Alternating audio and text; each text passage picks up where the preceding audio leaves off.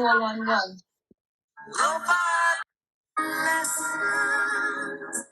This is the second video of a series on rhetoric. If you haven't seen the first one, you might want to go back to my channel and watch that first.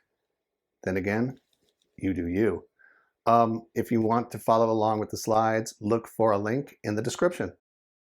Let's do it.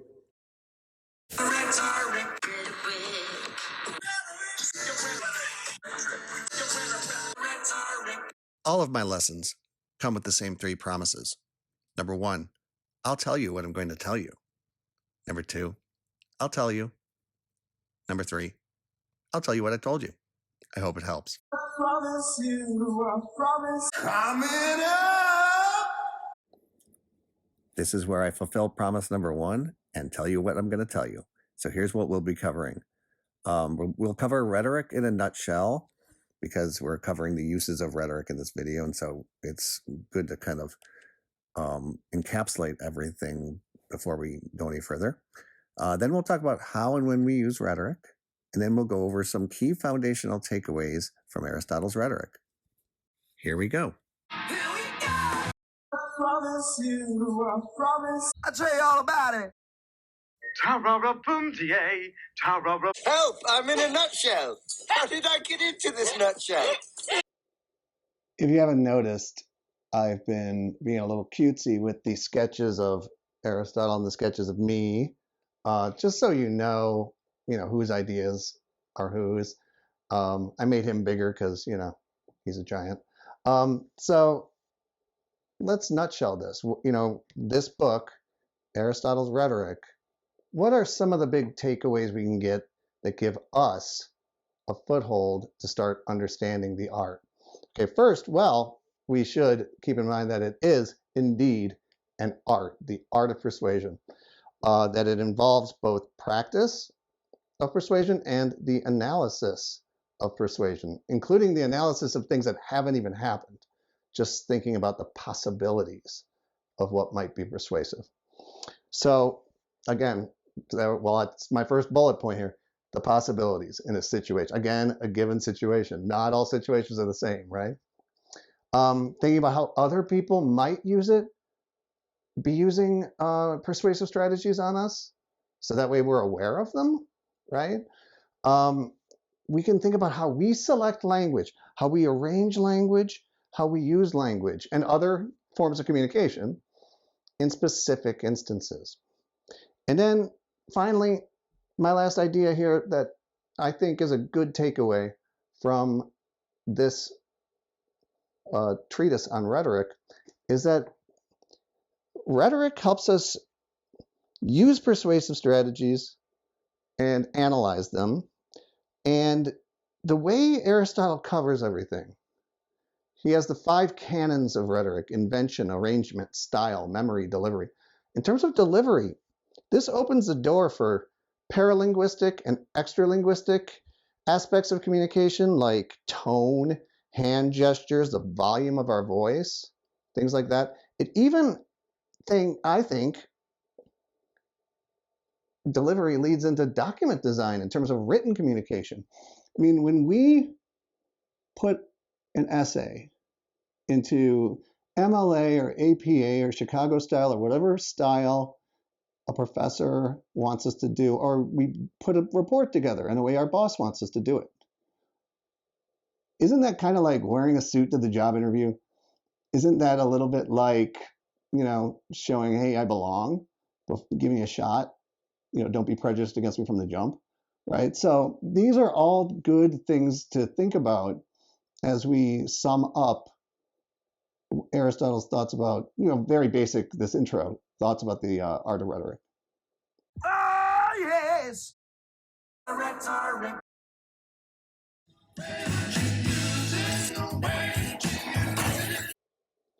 Rhetoric is everywhere. It's, if nothing else, ubiquitous in terms of when we communicate. There are some people, some scholars, some theorists, some philosophers, some linguists who say that no language is non-rhetorical or non-persuasive. We're always trying to do something. I don't want to get into that argument because I'm not even sure. I don't know. There's probably some use of language that doesn't fit there, but I tend to agree that most language probably is persuasive, or at least partially persuasive. So when do we use rhetoric and how do we use rhetoric? Let's take a look at this. So we use rhetoric pretty much any time we talk to other people. Like, for instance, I have an example here, pass the salt. You wouldn't believe how many linguists, rhetoricians, philosophers of language have actually taken up the topic of pass the salt as whether or not it's argumentative, persuasive, rhetorical, things like that. It's an interesting sentence. I would say, aren't we trying to get something done? Aristotle would say, we're observing the means of persuasion. How do we ask for it? Who are we in the situation? Who are we asking? Can the person provide salt? If they can't provide salt, maybe we shouldn't ask, right?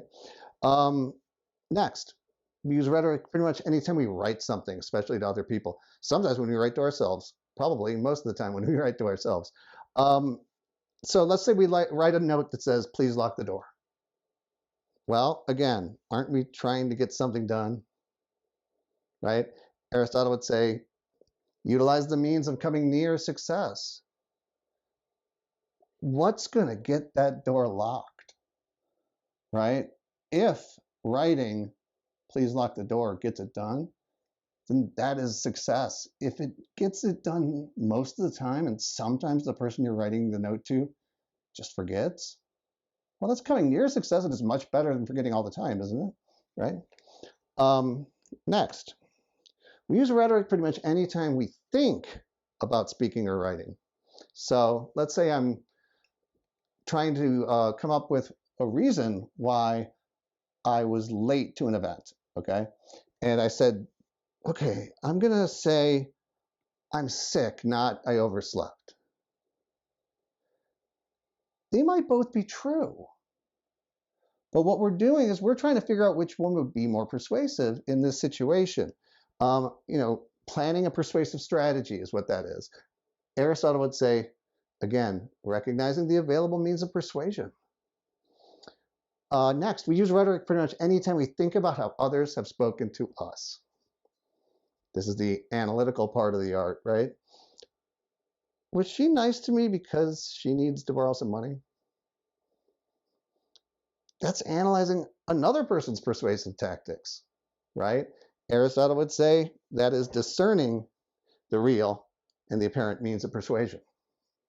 So we use rhetoric quite a bit.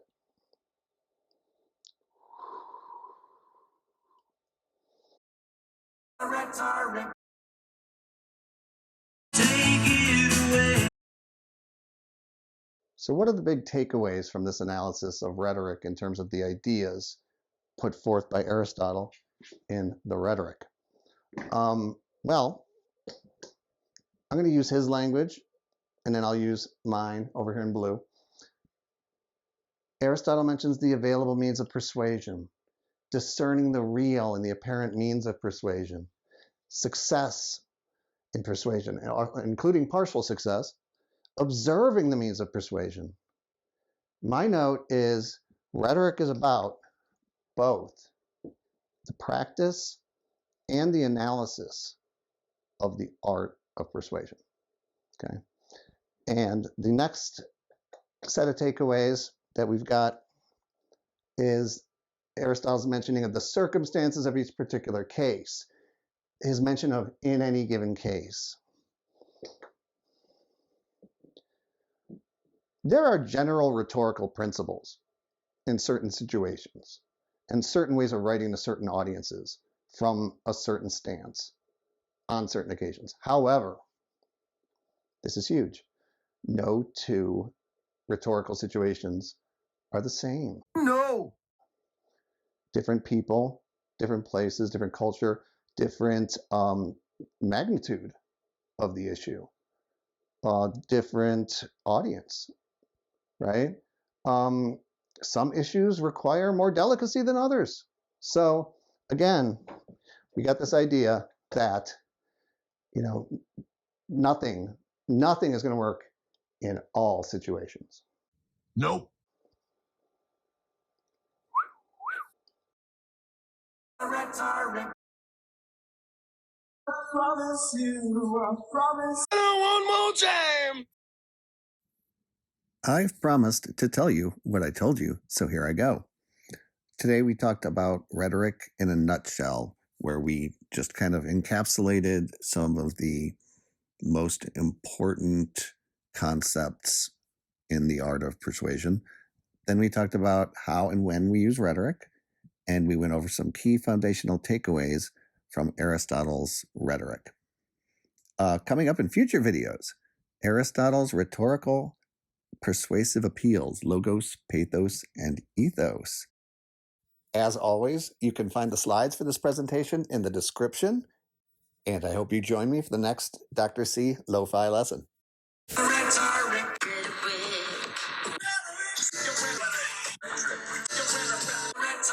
What's the 411, huh?